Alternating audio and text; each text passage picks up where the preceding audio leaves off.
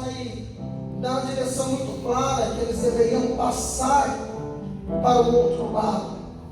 Espiritualmente, quando Jesus dá uma direção de passar para o outro lado, ele estava dizendo que tinha um objetivo, tinha um propósito para cumprir no outro lado.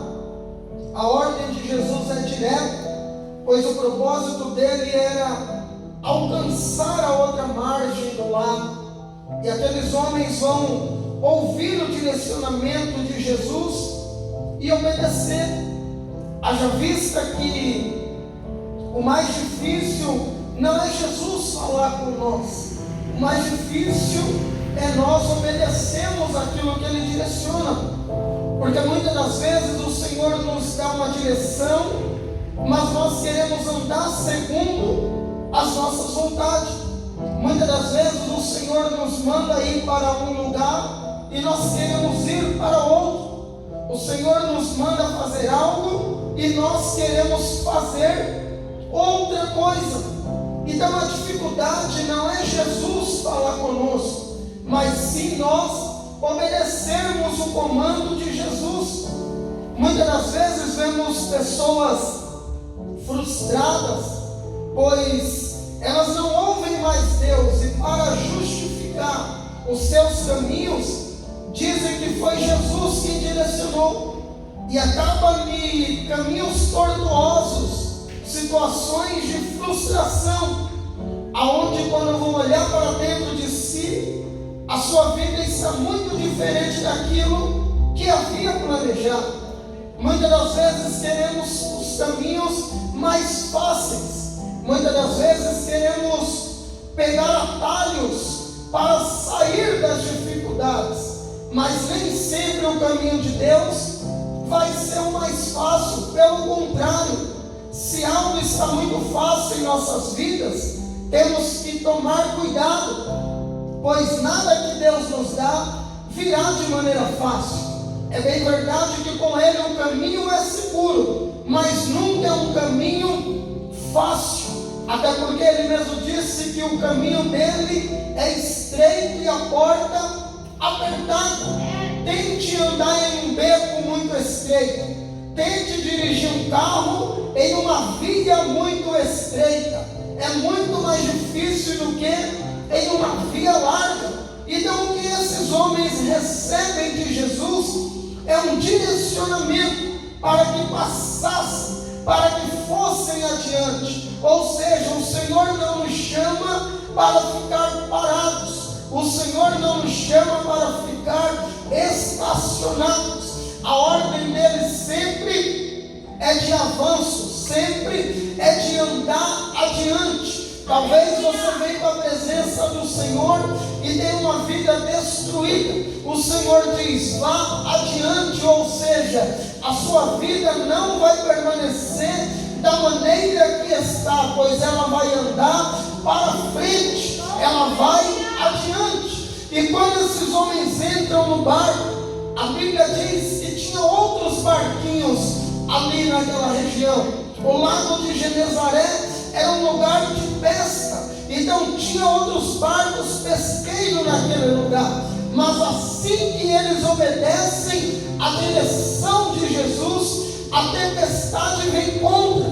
Muitas das vezes achamos que porque o Senhor está conosco, não teremos dificuldade, não teremos impedimento, não teremos caminhos tortuosos. Mas é pelo contrário, pois quando Jesus dá a direção, é que o vento se levanta, o inimigo se levanta para tentar nos parar, porque todo ser humano, a tendência dele é, no meio da dificuldade, desistir ou desanimar.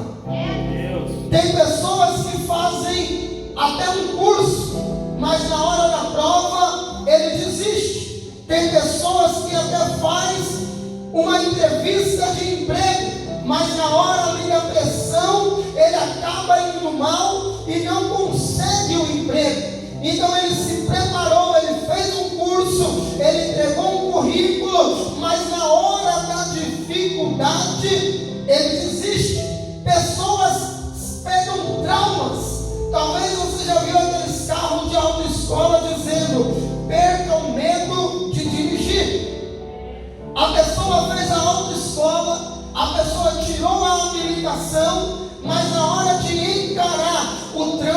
ele tem medo. E o medo nos paralisa.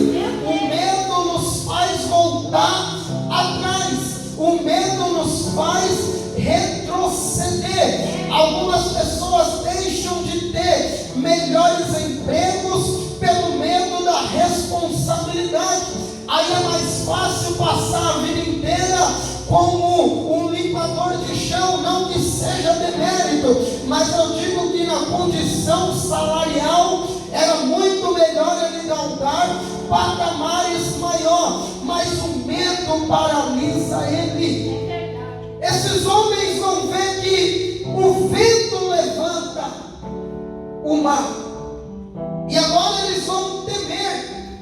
Mas olha que curioso, pois o texto diz que existiam outros barcos ali, mas não fala que esses barcos foram açoitados pelo vento. Com certeza a tempestade não bateu só naquele barco, mas a Bíblia não enfatiza os demais barcos.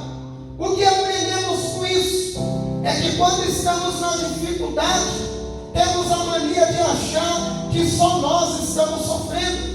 Temos a mania de falar, só a minha vida não vai para frente. Temos a mania de se vitimizar. E o Senhor está lhe dizendo, não é só você que está passando dificuldade, mas se você centralizar no vento, nada vai mudar. O que eu tenho que fazer, pastor? Pedir a Deus uma direção, uma luz ou um socorro.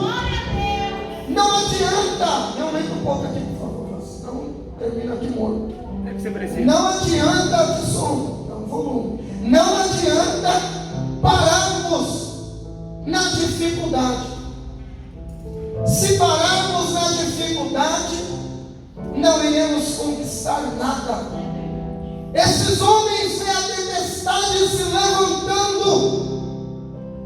e as ondas enchendo esse barco. Talvez a tua vida está como esse barco, a ponto de afundar, cheia de tantos problemas, cheia de tantas situações contrárias, cheia de tantos impedimentos. Talvez a tua vida está tão pesada que você não sente que está fluindo, pelo contrário, está andando para trás, pois a Bíblia diz que o vento era contrário. Então o vento não estava levando eles, estava vindo contra. Os problemas vão vir na contramão da direção de Deus. Porque qual é a intenção do inimigo? Que esses problemas nos paralisem e afunde os nossos barcos. A intenção do inimigo é encher o nosso barco de tanto problema, a ponto da gente dizer, eu acho que essa direção não é a direção de Deus. Porque com certeza, quando as coisas dão errado para nós começamos a questionar Deus. Será que o Senhor está comigo? Será que essa direção é de Deus? Será que essa porta de emprego é de Deus? Será que essa situação é de Deus? Não é porque tem problema que Deus não está no nosso barco. Pelo contrário, Isaías vai dizer que o Senhor iria adiante de nós, endireitando os caminhos tortuosos. Então caminhar com Jesus é passar por caminhos tortuosos. Caminhar com Jesus é passar por caminhos dificultosos. Caminhar com Jesus não é para qualquer um. É por isso que muitos começam a caminhar, mas nem todos terminam. Talvez você conheça pessoas que já serviram a Deus e hoje estão na onde? Infelizmente, no mundo. E quando você vai perguntar, ele vai dizer, é que veio um vento e eu não aguentei. É que veio uma dificuldade e eu não suportei. É claro que nós não iremos suportar. É claro que nós não iremos aguentar se olharmos para o problema. Porque quanto mais olhamos, maior ele fica. Observe que quando você está no olho do furacão, você não vê saída. Você olha e diz: a minha vida não tem solução. Porém o texto diz que Jesus estava dormindo. Fisicamente estava cansado, fisicamente estava esgotado. Mas imagina se o barco balançava, acordaria Jesus. E o texto diz que ele estava numa almofada confortável. Olha que coisa que nos dá a sensação de abandono. Você na prova e Jesus dormindo no conforto. Eu imagino os discípulos dizendo: não é justo, eu segui o que Jesus falou e agora ele parece que nos abandonou. O Senhor está me dizendo: eu estou vendo os teus problemas, eu estou vendo as tuas lutas, e porque eu ainda não agi, porque não chegou a hora. Meu Deus! Jesus dormindo. Quando às vezes talvez você disse: esse barco vai afundar, eu vou pular fora. Essa situação está insustentável. Mas qual é a pessoa que consegue dormir no meio de uma tempestade? Eu conheço pessoas que já andaram de barco ou navio e já diz que normal já é ruim. Aquele balançar do navio, da ânsia de vômito, dor de cabeça. Imagine na tempestade. Eu imagino a linguagem profética de Jesus dizendo para eles: vocês estão fazendo tempestade no copo d'água. Enquanto vocês estão desesperados, eu estou dormindo. O que Jesus estava dizendo: esse barco não depende de vocês, esse problema não depende de vocês, este barco depende de mim. E se deixar no controle, ele não vai afundar. Ele estava dormindo na parte de trás. E o que tinha na parte de trás? Do meio para o fundo, provavelmente, os barcos maiores tinham timão na frente, mas os menores, o controle era atrás da polpa. Jesus já estava dando uma mensagem para eles: eu estou dormindo, mas eu continuo no controle. O lugar que dá a direção para o barco, Jesus estava lá. Pastor, e por que eu estou desesperado? Porque talvez você sabe que tomou o controle na mão de Jesus, e na sua mão vai dar problema, na sua mão a situação vai piorar. Mas sabe o que é tremendo? Esses homens já tinham experiência com Jesus. Para que se desesperar se ele estava no barco? Você está com medo à toa. É só clamar para despertá-lo. O teu clamor desperta Jesus. O teu clamor movimenta Deus. Se alguém está dormindo, tem que fazer barulho para acordar. Se alguém está cochilando, tem que dar um chacoalhão. E às vezes a gente murmura, mas não ora. A gente reclama com o amigo, mas não ora. A gente reclama com o parente, mas não ora. A gente entra diante de Jesus, ele pensa: agora ele vai orar. Não, a gente vai murmurar de novo. Que o seu barco está em perigo, Jesus já sabe. Ele quer saber se você confia que ele pode mudar essa situação. Pastor, então como eu tenho uma atitude de fé? Liberando palavras contrárias a esse vento. Jesus disse que se nós crescemos, faríamos obras maiores do que a que ele fez. E por que você está vendo o barco afundar e vai aceitar? Tem hora que nós temos que exercer uma atitude de fé. E fé não é o que vemos, mas o que cremos. Se você crê que não vai afundar, você vai dizer: vai tudo bem. Está difícil, mas Jesus está no controle. Eu não sei como vou sair dessa, mas Jesus vai tirar. Eu não sei como vai acontecer, mas Jesus vai fazer. Porque tem hora, queridos, que Jesus permite, que é para ver no que estamos firmados. Você está firmado no barco ou firmado em Jesus? Porque barco nos fala de situação material.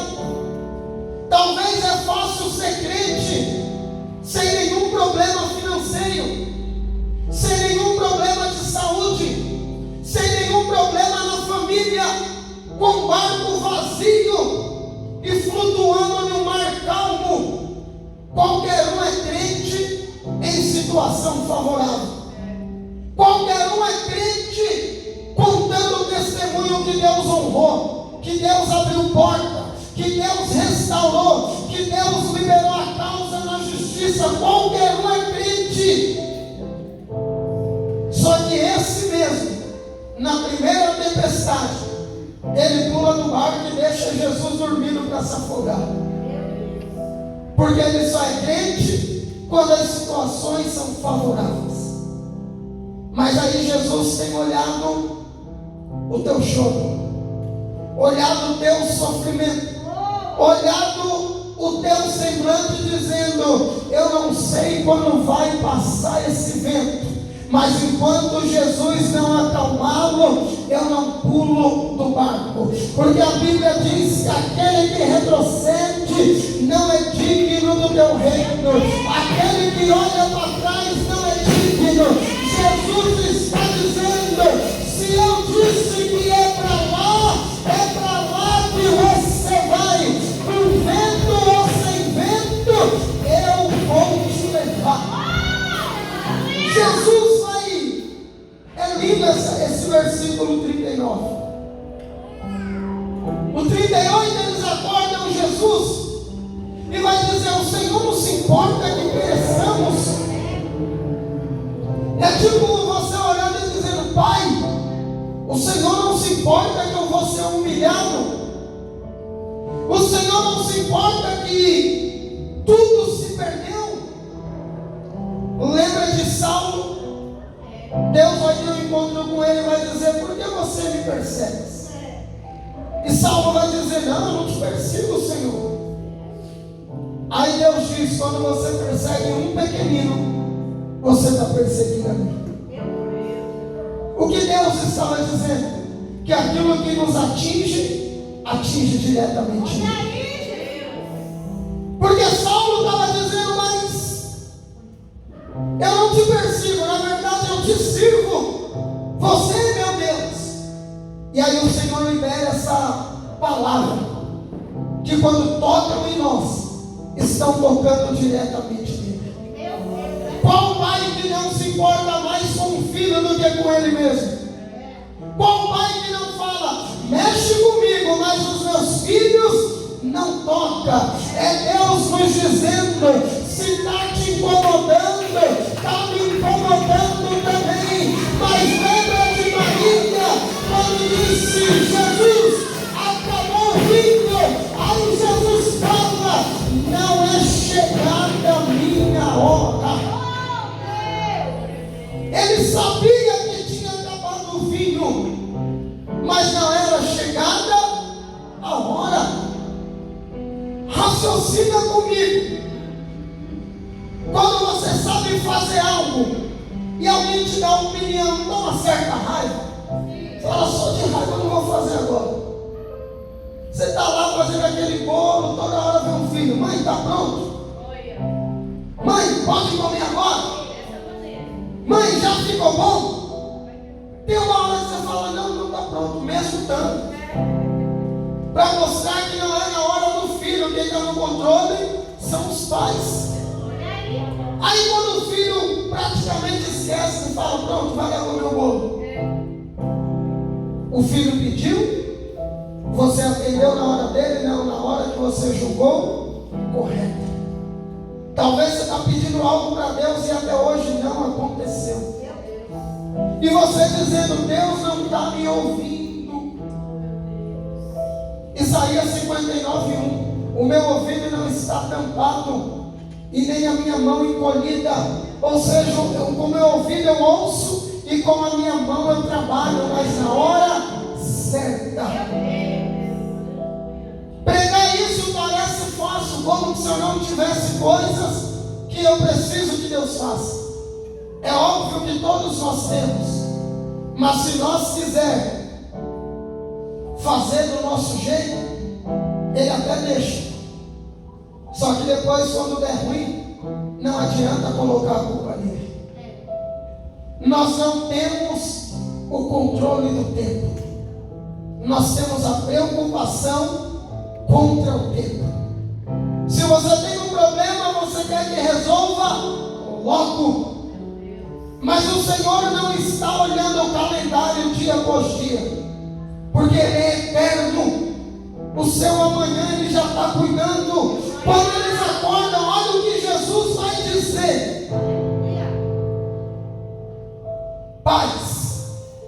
Ou seja, o cenário era de guerra, e Jesus vem com uma palavra de paz.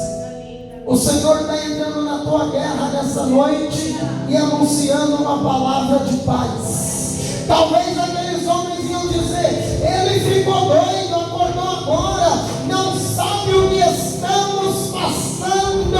Aí Jesus estava dizendo, não importa o que estão passando, mas eu venho dizer paz, ou seja, aquieta-te vento e cala-te mar.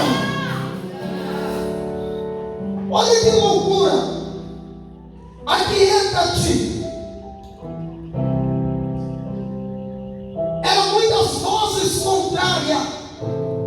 Porque aquieta-te era como se o mar estivesse esbravejando, falando contra esses homens. É o inimigo se levantando e dizendo, você não vai conseguir.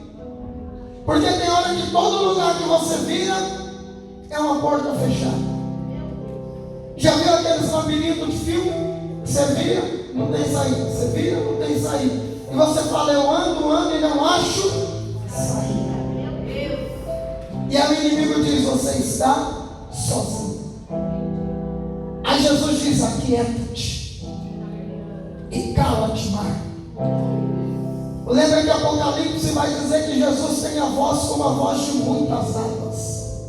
Talvez você já foi na praia e ouve aquele bramido das ondas, que você ouve o mar como se estivesse rugindo ali. Jesus estava dizendo, todo barulho de medo, todo barulho de ameaça, toda voz contrária, aquieta-te, cala-te, porque vai haver paz nesse barco, vai haver paz na tua casa. E aí a Bíblia diz que o vento cessou e houve grande calmaria.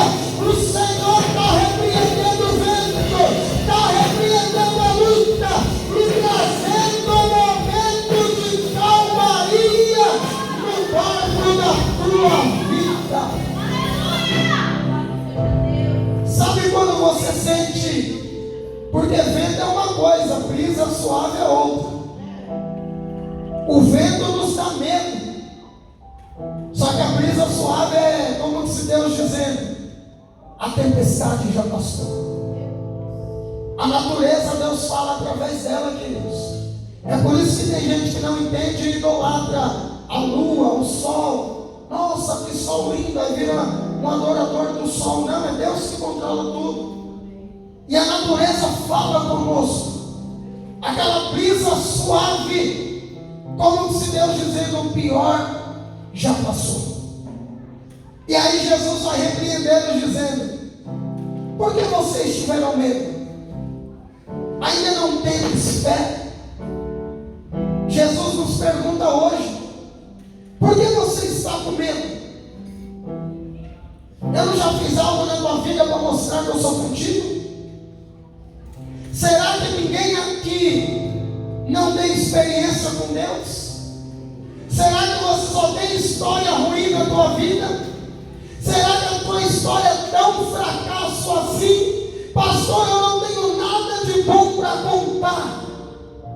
Então olhe para o dia de hoje, porque você está sadio. Pastor, mas eu estou com problema. Mas está sadio na presença dele. Talvez agora tenha alguém enterrando um parente, visitando um parente no leito, orando por uma cura, e o Senhor te trouxe para lhe dizer: a calmaria vai chegar, o vento vai passar, e alguém vai lhe dizer: quem é esse que até os ventos e os mares lhe obedecem? Quando Deus manda, Noé só fez a arca, filhão. Quem levou os animais foi Deus. Você imagina Noé preocupado: tá bom, meu, já é difícil fazer a arca, eu vou fazer. Mas e agora? Como eu vou buscar os animais? Como eu vou trazer e não esquecer de nenhum? Quando o propósito é de Deus, não falta nada, é Ele que traz aquilo que o propósito precisa. E ontem eu vi uma frase interessante: o que adiantou a pressa do leopardo de entrar na arca se teve que esperar a tartaruga? O que isso nos traz? Que cada um tem um tempo. Imagina um leopardo dizendo: eu vou chegar na arca primeiro. Teve que esperar a tartaruga do mesmo jeito. Não adianta você olhar um processo para o outro e dizer: por que Deus não fez na minha vida assim? Porque por nós pulávamos todas as provas, sim ou não? Sim. Sabe jogo de videogame? Para salvar o jogo você tem que ir fase a fase. Só que tinha uns espertinhos que tinham uns códigos lá. Você pulava e já ia para o chefe final. Só que se você não se preparou, dificilmente você ia ganhar o último. Porque você não tem experiência no jogo. Não adianta você pular as provas, porque são elas que te capacitam para a sua vitória final. Esses homens vão...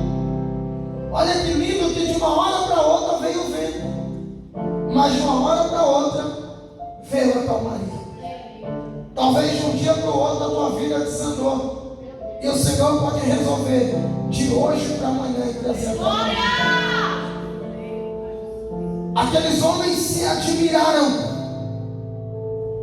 e quando fala de vento e de mar lhe obedecem, está falando de algo que eu e você não podemos mudar. Quem é que tem poder sobre o mar ou sobre o vento?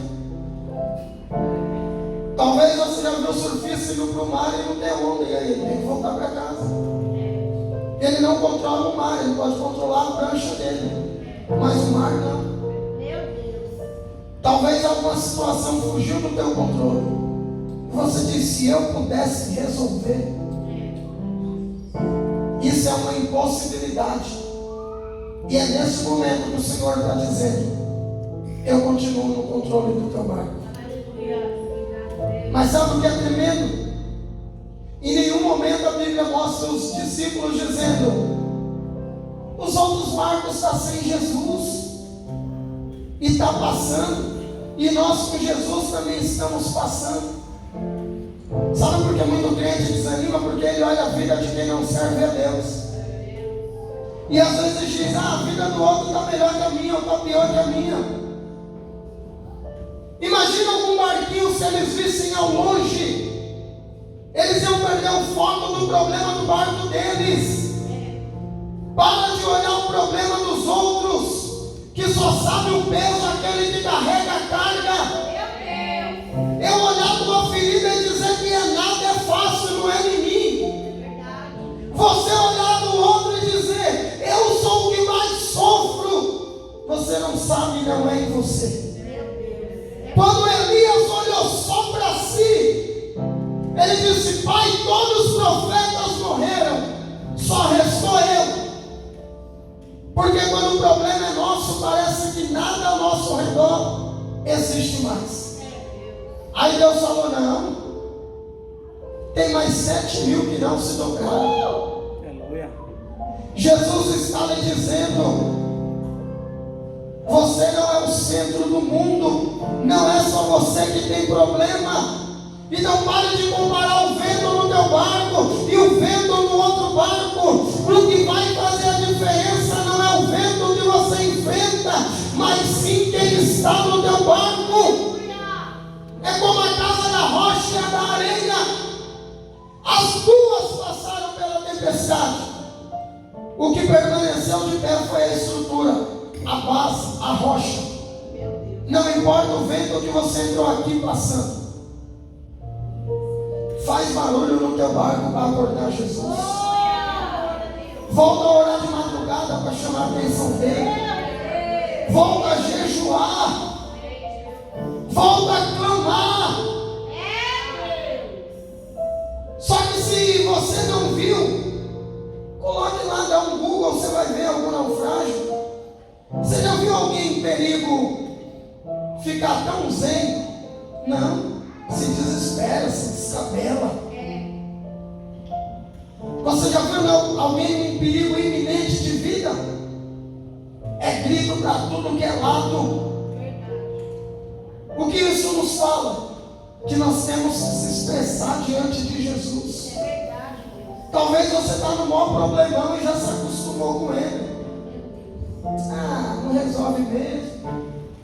Para que orar na madrugada? Se eu posso orar na igreja.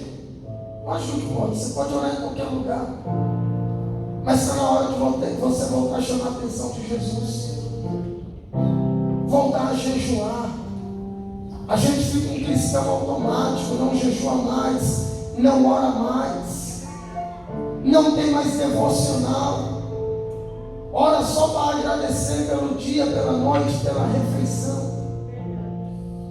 Mas o Senhor está lhe dizendo: eu continuo tendo controle sobre o vento e sobre os mares.